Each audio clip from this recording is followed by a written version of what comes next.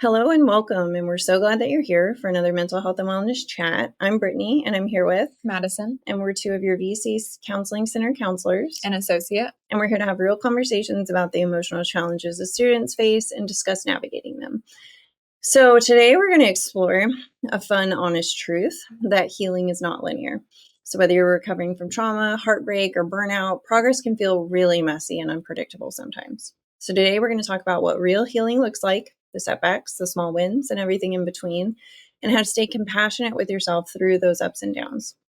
So, as always, starting with the definition, let's ponder on this question. What is healing? Because I'm sure you're looking at this and you're like, I've seen this all over social media. I am very well aware, Brittany, that healing is not linear, but I feel like we underscored this message by doing that, I guess, is my concern. That let's start with what is healing. So what does, even asking yourself right now, listening to this, what is healing to you? What does that mean? If you're trying to heal whatever it is you're trying to heal from, or even thinking of an example of a person trying to heal, what does that look like in the end? What is the end goal with healing? And I'll pose a rhetorical question to you guys, but Madison, give me some thoughts. Let's talk about this definition, this expectation of what healing is. What do you feel like it is for most people? So healing can be so many things. That's why it's such like a loaded question. But whenever I think of healing personally, I feel like someone is coming in discussing their challenges, like what they're going through that's giving them a hard time and they're not able to function effectively. Yeah. And then we're kind of working towards exploring and like becoming aware of why those challenges might be present for us.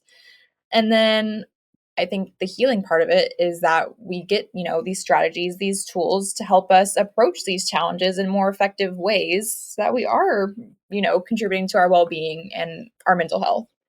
I love your definition because it's such a counselor definition, and that I feel like it is the point that we're trying to get at here today, though, of a very well thought out definition, because I feel like when we ask most people, the goal is, well, this doesn't bother me anymore, or I don't have flashbacks anymore, or my marriage isn't in shambles anymore, or my childhood doesn't bother me anymore. And I feel like while that's a valid goal, and I understand what you're trying to say, I feel like sometimes these black and white goals like that, where it's like this specific thing happens, can be hurtful in the sense that it doesn't acknowledge that healing takes time, is messy, and there's obstacles, there's challenges that are going to come up inevitably. Relapses, and that there's something to hope that something's never going to bother me again. Sometimes can be a little bit unrealistic too. Absolutely. Because, like, for example, someone who is, I give an extreme example, but someone who has gone through a significant trauma in their life, like being sexually abused by a family member or something,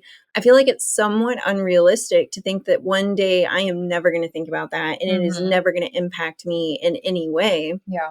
Sometimes things happen or we experience things that are significant. Yes. And I like your definition because I think this is the goal of today, is exploring this idea that it's about working with yourself and things and challenges in our life, and that it's a continuous process. Healing is that it's Absolutely. not, it's not nothing ever bothering me again. Yeah. We're not going to completely erase, our trauma, our anxiety, our depression, whatever it is that we're dealing with, but we're going to be able to navigate it more effectively compared to some maybe more unhealthier patterns that we've demonstrated, in the past. Yeah. No, I love that. You're on a roll today, Madison. Oh, gosh. Your brain is like firing on all cylinders, unlike mine.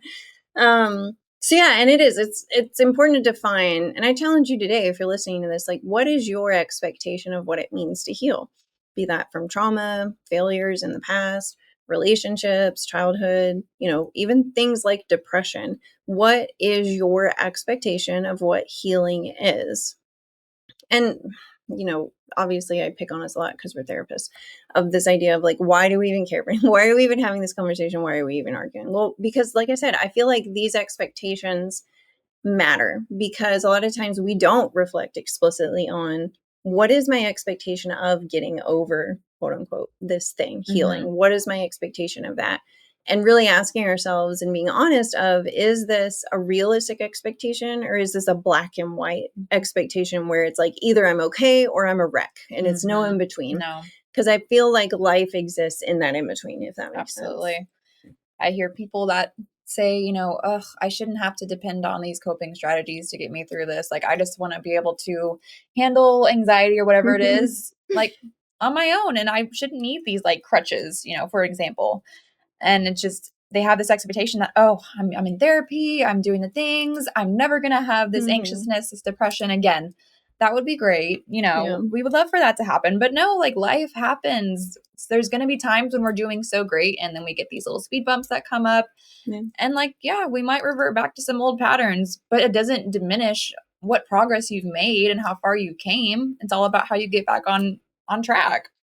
I had a physical reaction Oh when God. you said, I don't want to rely. You compared coping skills to crutches, and like I had a physical reaction as a therapist because I mean, I think this comes from an unrealistic expectation of what quote unquote healthy people are. And I feel like Mhm. healthy people are people who, through parenting and their own parents or through experiences or just from, luck of the draw, like have coping skills built in to a Mhm. degree. They just know how to effectively manage their thoughts, their anxieties, their worries, and they just have that skill. And then some of us just don't have Yeah, that skill. And some absolutely. people have mental disorders that are Mhm. literal rewiring of the brain. Brains are Yeah. just different. And I yeah, no, I'm so hung up on that Oh using God. coping skill as a crutch. Because I mean, I guess that's one way to look at it, but I feel like coping skills, even healthy people use coping skills, I guess is what I'm Yeah. trying to get at.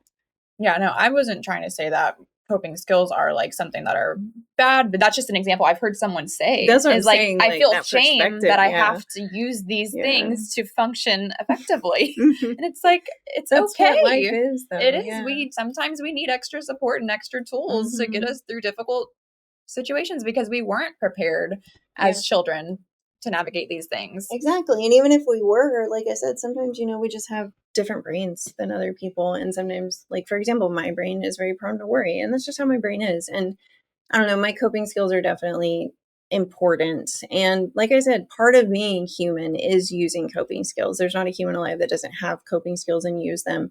It's just about some people's are more effective and some coping skills are effective for some people and some aren't for others. You know what I mean? For Absolutely. sure. Mhm.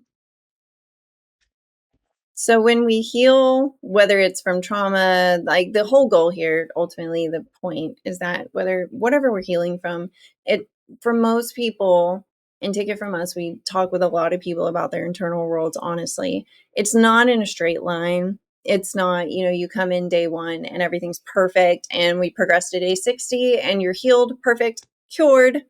No need for therapy ever again, no need for support, no need for coping ever again. Mhm. That's not what healing is. It's never a straight line. It's all over the place. It's messy.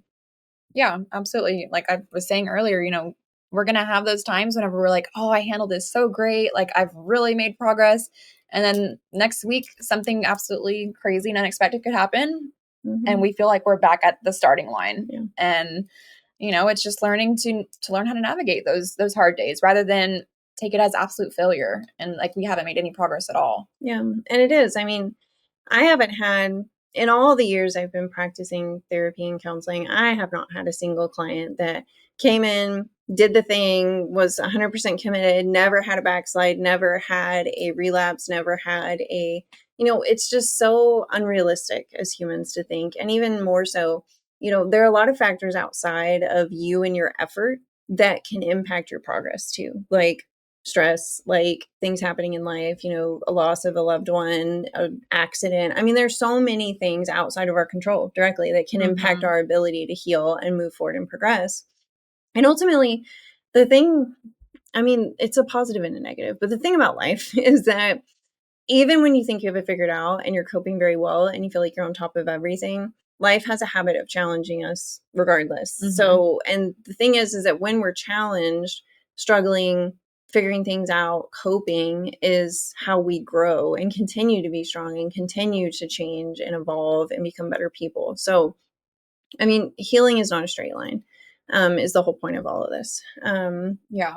And just one more thought on that. Like we get so comfortable in our ways and our patterns that it feels terrifying for us to shift out of those and to work into these healthier patterns, even if we know they're going to be better for us. Just making that adjustment Mhm. is extremely scary. So it's understandable why we have those setbacks and we go back to old patterns, but we can get back on track. Yeah. And another thought, is just there's this kind of perception that as therapists, we have everything figured out. Mm-hmm. And that is just so not true. Yeah. We're humans first, therapists second. We go through it as well. I've have times where I have made a lot of progress with anxiousness, but I still, just the other day, I had myself going in an anxiety spiral. Mm-hmm. And, it's easy to just beat myself up about it and be so hard. Why am I still experiencing these things? I should be healed. I should be over this. Yeah. But the reality is it happens. Yeah. And it's okay. And it's just about how do I show myself compassion rather than be critical of myself in those moments. And I see that so much with people that come in for counseling is they come in with either the explicit, so they say it out loud, or implicit, they don't really say it, but the things that they do and say suggest it, that, as the therapist in the room, I am, the god, so to speak, of regulating emotions. I have it all figured out. I am a unwavering rock of, all things good. And I know everything about life, which is so unrealistic. No one does, first of all. But, it's watching that perception too, even like you said, everyone is just a person trying to figure life out at the end of the day. As therapists, we have advanced education and practice in knowing these things and trying to make sense and trying to help people, a lot of training and trying to help people find their own answers at the end of the day. It's not that I have to or should have the answers. It's just that, my job is to help you find your answers through a conversation, a structured conversation in a non-biased and non-judgmental way. So yeah, and we'll be the first, obviously, to acknowledge that healing isn't going to be pretty most of the time, and it's not going to be a straightforward, simple process a lot of the times. And I don't say that to scare you guys away from healing or therapy, either one. It's just that, you're a human. You could probably speak to it yourself, even right now, of, things that you've tried to heal from or go through or change. It's not easy. It's never easy, and it's never straightforward. There's no life hack manual that you can read that just has the answers in it. And you just do it, snap a finger, and everything's perfect and genuine. Healing is definitely not that. Yeah. And healing involves progress, plateaus, relapses, and rest. This perception that healing is this one and done thing. For me, I feel like the best way I can make sense of it is through thinking errors, right? So our brain loves to make complex things as simple as possible, and which helps a lot because it helps us function. It helps us navigate the world, situations, people. My brain will simplify things as much as it possibly can to try to just be efficient, right? So it makes these things that are messy and complicated very black and white. So like I said, a good example of this is either I'm a total mess and I need to get it together, or I am perfectly healed and perfectly functioning, where all of us exist in a gray area between those two things. There are days where you're doing very well and everything's going great, and there are days where you are a total wreck, and both of those are fine, and they can't exist at the same time. Yeah. And it's like you said, it's all about finding that middle area where how can I be okay with the fact that there are going to be some days where I'm doing really well, and then there's going to be some days where I am struggling. Yeah. And just learning to be okay with that, because that's a part of life. And I feel like, for example, I'll sometimes have people come in and say that they feel embarrassed, that, they're embarrassed to be here in therapy. They shouldn't have to be here, that given their age or experience, whatever, that they should already have it together, right? But at the end of the day, I always like to remind people, you know what I mean? Healing is not a straight line. Being human is messy. Healing is a cycle. So, you're returning to counseling, you're coming to counseling, not because you failed or that you're a failure, that you can't do things. It's just, that's part of continuing to grow as a person, especially when someone leaves therapy. A lot of times I'll have people that'll be like, this is going great. I'm on top of things. I'm feeling like I can manage my life. I love coming here, but I don't need to come here. So can I just not come, and then I can call you when I need to? And I love that, because that shows me you're confident in your ability to manage your life, which is the goal at the end of the day. The goal is not for you to be dependent on therapy and have to come in order to function. No. Yeah. So when they leave and they come back, I hear that a lot. I feel like a failure because I had to come back. Why can't I manage my life? I had therapy and I still can't manage my life. That's okay. Even if you did need to come back, this is part of healing. You've functioned and did well with what you had in the circumstances that you did, and then something changed and you had to come back for some additional tune-up coping skills, kind of. So I do want to normalize that process too, because I see that a lot with people when we talk about healing is this guilt or shame that, coming in for the first time or even coming back for therapy again, that's normal. And there's nothing, I don't want to tell you how to feel, but ultimately that shouldn't be a shame point, in my opinion. Yeah. And I mean, like we've touched on in other videos, coping skills, they can be very helpful and effective for a certain point, but then they might kind of run its course. And that's where you said, like, that's okay if we need to make those adjustments and find out what works for you and whatever current phase of life that you're in. Yeah. And I think having that strong relationship with your counselor, that's where it's so nice because you don't really feel that shame if you do need to come back, and there's understanding on both sides, like, hey, it happens. I'm just glad that you feel comfortable to let me back into this journey to help you get where you want to go. So I think that's the biggest thing there whenever it comes to that relationship. And another, common thing that we hear, especially whenever it comes to people who have experiences with trauma, is feeling like they've made a lot of progress. They've become, empowered and just at peace with where they are currently. But then they find themselves being everything kind of rushing back to them whenever maybe they're triggered by something, whether that's, something that they see, they hear. There's so many different examples, right, of triggers. And that just kind of takes them back to that place where they were maybe previously unhealed. And then there can be a lot of shame to that. It's easy to beat yourself up and be critical about it. Yeah. But I think realistically, it's just like we've been saying, it's about remembering that there's going to be times where we go through difficult situations and we might not be coping as effectively as we'd like. And it's all about just slowly building up that resilience to what we experience because it's a process. We're not always going to be perfect, but what can we learn from this, right? That's the biggest thing I like to take from those setbacks. I love your use of that buzzword resilience in there too, because resilience implies being able to bounce back from challenges. It's not overcoming them. It's not never having a challenge. It's just that ability to bounce back when we do experience a challenge. Because I mean, that's what life is, just bouncing back and figuring it out as we go. And therapy is just kind of a guided way to figure things out. And trauma, especially, is such a chronic relapsing disease for most people, or experiences for most people, where, it's one of those things that can be quite stubborn within neurological components of our brain, is a lot of what we're seeing from studies in science these days. And another great example of non-linear healing that's really apparent can be grief too.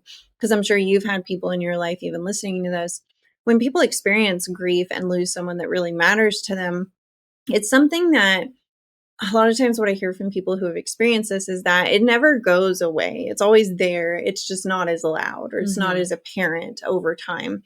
So they may think about it less and it may bother them less, but they still might find themselves, 20 years later, still experiencing intense emotions about that loss, at the drop of a hat. And I think grief is a really great example to prove how nonlinear healing can be. That, sometimes this expectation, holding myself to the strict expectation and saying healing looks like me never being upset, can sometimes lead to me beating myself up for being human in the process, right? So I have a bad day, that means I'm a failure. I experience a trigger and my coping skill doesn't work, that means that I didn't do something right. It becomes this very black and white critical narrative, which I guess is what we're trying to encourage you to be aware of and try to work against or with, that it's not, a character flaw or a failure on your part if healing's not linear. Yeah. And whenever we are overly critical of ourselves for that, that can even set back our healing progress as well. If we believe these negative things that we're telling ourselves, they're going to eventually happen and we manifest it in a way. If you believe that you're not capable of, doing difficult things, you're going to hold yourself back from job opportunities, from, just that's like an example. So like what you think, it can easily come true, and it can manifest in the ways that you act and think, behave. So yeah, self-compassion, as we've just been saying, is just huge whenever you are going through those difficult moments in your healing journey. And I think it's important to note too that saying healing isn't linear also isn't a permission statement to, be toxic or unhealthy or embrace unhealthy behaviors either. Because there is, healing takes active conscious work. It does. It's not something that for most people, you just wake up and you're magically healed, right? It's something that takes effort and time. And we're definitely not trying to justify, let's say, for example, like in a toxic or abusive relationship, someone saying, it's because I haven't healed that I am the way that I am. Like, there's a level of responsibility personally in that of, what steps am I taking to facilitate my healing? You know what I mean? Yeah. So there's still some responsibility there, but it's also different.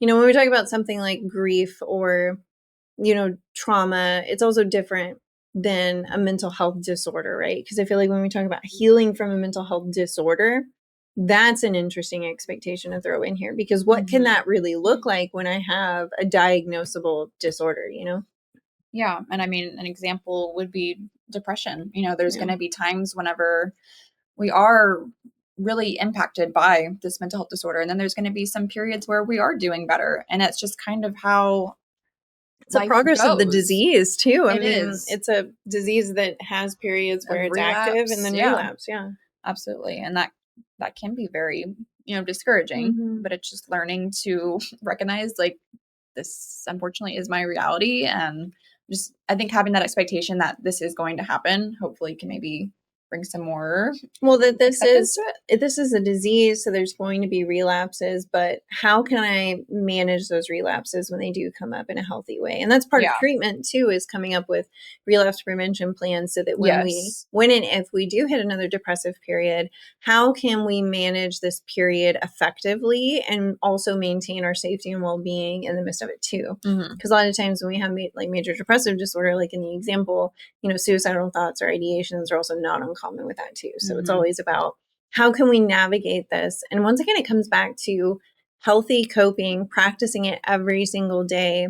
And then, having like a contingency plan for when I do relapse. How can I keep myself safe and healthy in these times? Yeah, because for something like that, it's not a matter of if, but more it's like, when is this going to happen? And how can I prepare myself as best as I can to manage that effectively, Yeah, because I mean, if we never have another episode again, obviously we don't really need to prepare for that, because that's best case scenario. Like, we'll be totally happy. But if we do have another episode, it's always good to prepare for these things. And on that note, some statistics as well. I mean, so the APA did a meta-analysis of psychotherapy outcomes. And I bring this up because when we talk about this, healing and therapy, a lot of times healing and therapy go hand in hand, right? And people will ask, how effective is therapy? And even how quickly does therapy make a difference? So how quickly can conscious healing make a difference in symptoms, right? So the APA found that on average, 50% of clients show some type of measurable improvement by the eighth session of therapy. And 75% of clients showing improvement after 6 months, or about 20 sessions. Wow. And I include that not to say, obviously this isn't black and white. No one can guarantee progress or improvements. There's a lot of factors that impact progress for people in counseling or therapy or healing. But I include this to show that this is a long-term process. This isn't something that, you talk for an hour and you have your life figured out and you know exactly what to do. That rarely ever happens for anyone. It takes time. Yeah. And there's like I said, there's so many factors that impact that. Like, for example, the relationship you have with your counselor or therapist impacts it hugely. If you don't feel comfortable, it's not going to work. You're never going to be able to open up and that's not ideal. If you feel like your therapist is judging you, obviously that's not going to work. I would hope that never happens to you. But if you did feel that way, or if you feel like, you just don't really click with them, that's acceptable too. We always tell students when they come in, if you're uncomfortable talking to me, or if by the first or second time we're talking, if you just are hesitant and you just don't feel comfortable, that's normal. When I went to therapy, I saw 4 different therapists before I found the one that I felt like I felt good with, I connected with, I could share things openly and not, this job is objective. We all have master's degrees, but ultimately it comes down to personality traits, which do have an impact on this job. So it's normal and healthy to find someone that you're comfortable with. And same thing with your own readiness and openness for change and to heal. That has a big factor in it. Absolutely. Some people, they're just not ready to change, and that's okay, but we have to be real with ourselves about that. Because if we come to therapy and we're closed off, we have this wall up, you're not going to see the progress that you're wanting to see. Or even too, if you're being dishonest, which I mean, you have a right to be dishonest. You don't have to share information, and you're not required to share truthful information, but like you said, Madison, I mean, if I'm coming into this relationship and I know that I'm being dishonest because I'm just not ready to share that or talk about it or be honest about it, then yeah, that's obviously going to impact your healing process Yeah. at the end of the day. Same thing with consistency. If you're not consistently putting in the time, effort, learning things, ingesting information, then that's obviously going to have an impact on your healing or your ability to cope with things too.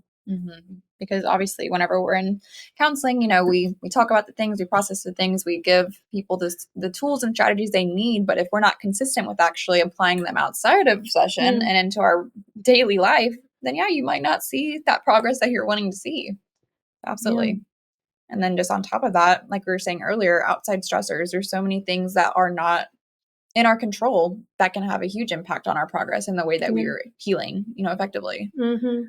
Yeah, and even our support system too. So if you have no one in your life to lean on, obviously that's going to be a lot harder than someone who has a really strong, healthy family or romantic support, whatever it might be in their life. So yeah, and that's just a few factors. This is outside the scope of today's podcast, all of these things, but these are important things to keep in mind though, is that what we're trying to illustrate, the point here is that it's a process. It takes time. It's not an overnight thing. It's not something that we can be impatient with. It takes time and effort at the end of the day. And feeling better yesterday doesn't mean that you're failing if you feel worse today either. Like I said, it's important to be forgiving and realistic about the ups and downs, the ebb and flows. Unrealistic expectation, I feel like I hear from people a lot, is this expectation that I want to be happy. And when I ask them to define what that means in reality, for them, they're like, well, I should be happy. So overtly positive. I should feel very, very positive 90% of a week. And I just don't know that a lot of people feel that way. You know? Like there's going to be annoyances in your daily life. Coworkers are going to get on your nerves. Your people that you work with, customers, whatever it is, family, friends, spouses, children, like things, you're going to feel a lot of emotions in a day. And I feel like I would label that normal personally. Yeah. I think when you go in with an expectation of like, I should be happy 90% of the time or all the time, it's like you're almost setting yourself up to fail because that's not attainable. It'd be great if it was, but there's, like you said, there's so many factors that can contribute to this wide range of emotions that we experience. Maybe contentment might be a more realistic goal. I don't know. I feel like people are going to come for us saying that like you can't, basically making the argument that you can't be happy all of the time. Because I feel like so many of us want to, like that's what, obviously we all want that. We all want to feel more positive emotions and negative emotions. But I would challenge, maybe it's more about what we do with the negative emotions when they happen. Like, do I get stuck in them for 5 hours or do I feel them, take a deep breath and move on with my day and continue to mine positive emotions? Yeah. Does that make sense? Definitely. Yeah. So, and it's also important to recognize that repeating old patterns or needing to revisit therapy or tools, that obviously we've said, this is not failure. I think it's also important to point out some common misconceptions that can come with healing. Sometimes we have beliefs that if I'm doing the work, I should be improving every day. And, that would be great. We're trying to make these changes in our lives, shift out of these patterns. Like, yeah, I should be, making these changes in my life. But sometimes it's not that simple. Well, and I feel like too, something that I see a lot with people where therapy can be beneficial for them is, okay, you're in the nitty gritty of your life every single day, right? You have these goals, you have things in mind, and then you have things that happen throughout a day that kind of distract us from that. But like we still work towards the goal, right?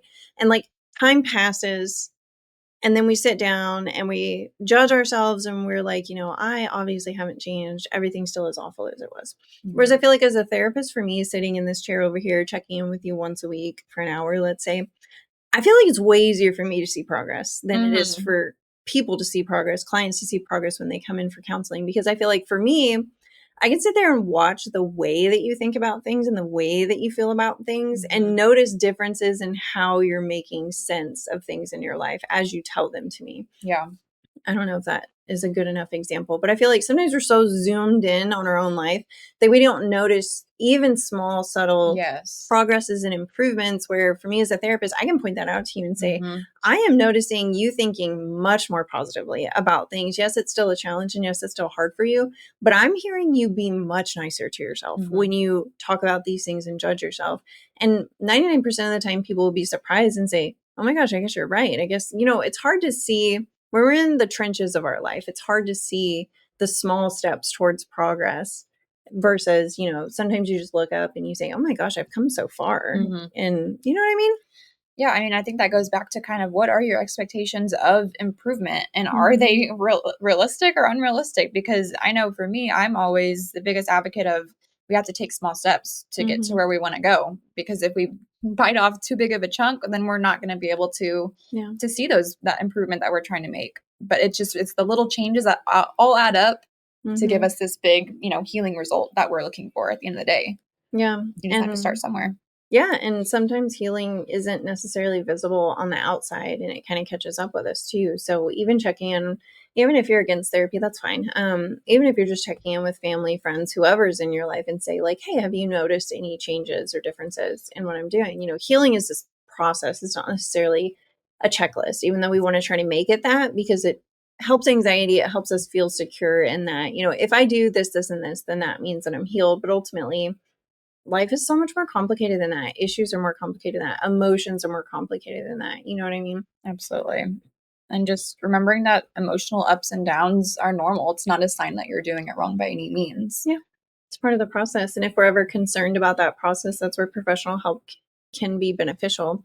Now, obviously, this podcast, I always say it, but it's not a substitute for therapy. This is not as good as therapy. Like, obviously, if you need professional support, especially here on campus, it's free. Reach out if you're a student. Yeah. And remember, progress includes those hard days. Like I said earlier, growth comes from challenge. Without the challenge, there is no growth ultimately. So those hard days do include progress, because it's even in how you manage those hard days. You're probably going to continue having hard days for the rest of your life. But the question is, how did you manage it this time? And is that better than last time? Even if it's in a small way, even if I only cried for 30 minutes, whereas before I cried for an hour, that is progress, Yeah, I just keep going back to it, but it's just using those hard days as learning experiences, okay, what went well? Like you said, okay, 30 minutes versus an hour, that's definitely something to be proud of, and to see that as a step in the right direction. Yeah. It's just not letting your hard days keep you down and feel like your progress is completely thrown out the window. Yeah. And I know how hard it is. It's so human to compare ourselves to other people and say, well, other people have been through this, or so-and-so's been through this and they're doing better than me. But it's worth repeating that everyone's path is different. And because yours is messy, it doesn't make it any less valid. It doesn't make it worse. It's just your path ultimately. And, I don't know. I feel like this concern of like backsliding or going backwards is obviously valid, but I feel like that's where a lot of times people will get hung up, is that like, I'm making progress, but I keep falling backwards, or I'm sliding backwards. So what are your thoughts, Madison, on how do you personally deal with feelings of going backward? I mean, it's such a human experience. We all feel it. How do you deal with those moments? It is. I mean, I think a good way to kind of approach those feelings of or perceptions of going backward is to kind of help figure out what got you there. Because if we can become aware of why we kind of went into this backsliding motion compared to making progress, then like I just keep saying, we can learn from it. We can approach it differently next time. We can have that, plan in place. Next time this, situation comes, this is what I want to do differently. This didn't work out for me last time, but now I feel much more prepared so that I won't keep going backwards, and I can start making those baby steps forward. Yeah. I love that. You're so positive, so optimistic. My favorite strategy is reminding myself that the reason why, well, first of all, feeling like I'm going backwards, the reason I feel that way is because it's comfortable. Like old coping skills are comfortable, and this is what I've always known, and this is what I've always done. And while there's nothing wrong with doing something that's comfortable, this isn't what I want to choose today. So I want to choose growth. Growth is uncomfortable. Growth is hard. How can I move back? How can I take a step right now back towards growth in this moment? And I feel like that pointing question can kind of refocus my brain into what are we doing today? How do we move forward? Because so often I'll get caught in that thought spiral of everything's awful, everything bad, all the awful things, and kind of get stuck there. So that for me, I feel like that can really help mobilize me forward in those moments. I love that point actually, because it really does all come back to comfortability and that struggle to kind of do those hard things, get out of our comfort zone, because there's a reason why we've demonstrated these patterns and these behaviors for so long. Like it was serving us in some way, it was protecting us in some way, but it's just recognizing that while that might have been helpful in the past, it's not serving me effectively now. It's not who I want to be today. Yeah. And how do I get closer to who I want to be? And on that note, yeah, self-compassion, key, absolutely key. So we're not asking you to love yourself necessarily, just asking you to speak to yourself like you'd speak to someone that you love and care about. Be compassionate.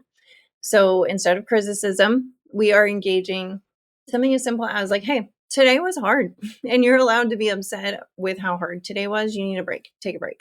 That's a compassionate statement to ourselves. And recognizing that progress isn't, recognizing small steps of progress, right? Madison, what are some small examples of progress? What could that look like in reality? Yeah, sometimes it's getting out of bed when all you want to do is just sleep all day and do absolutely nothing. Avoid all your responsibilities. My teeth today, yes. Yes. It sounds like such a simple thing, but to you, it's huge. Yeah. You could have easily just stayed in bed, but like you got out. Like you're going to tackle the day now. We're going to take it one step at a time. And another way to look at progress is reaching out instead of withdrawing. It can be so easy to isolate whenever we're going through a hard time. But for you to take that initiative to have that connection and social support is huge. I feel like a great one that I've seen recently too is especially like things with anxiety and panic, focusing on not being anxious anymore. But in that process, sometimes we lose sight of, today I recognized that I was anxious. That is progress. Recognizing that this is an anxiety spiral. Let me do something with this. That is huge progress. Even just recognizing that it's happening from where you came from, where you were completely unaware and just, bought into it and spiraled. That something as small as just recognizing what's happening is progress. And even, taking that step, recognizing that, twice this week I've journaled my emotions, even though I was overwhelmed in those moments. So really looking at that bar for ourselves of, yes, there's an end goal. And yes, I would like to be able to manage, for example, my grief in a healthier way, but making sure that we're recognizing the steps along the way too. Yeah, definitely. And I think the biggest message is that you are allowed to struggle and still be healing. These things can happen at the same time. Yeah, and relapse doesn't erase growth either. We choose what we're going to do next. So can't do much about the past. It's in the past. But what comes next is fully within our control. So let's focus on that. Trust the process. Give yourself the grace to move forward at your own pace and recognizing that it's your journey, it's your challenge, it's your chapter, it's your life. Ultimately, you have a significant portion of control in this. Yes, letting go of the expectation that it's going to be pretty, it's going to be a one and done. But, we can pick ourselves back up from our challenging days and get back on track. Meet yourself where you're at. Yes, healing is what you make it. Absolutely. So thank you so much for joining us today in your go-to space for honest conversations about mental health and well-being. We're your hosts, Madison and Brittany, and we're glad that you spent part of your day with us. Remember that taking care of your mind is just as important as taking care of your body. Be kind to yourself, reach out if you need support, and know that you're never alone. Until next time, take care and take a deep breath.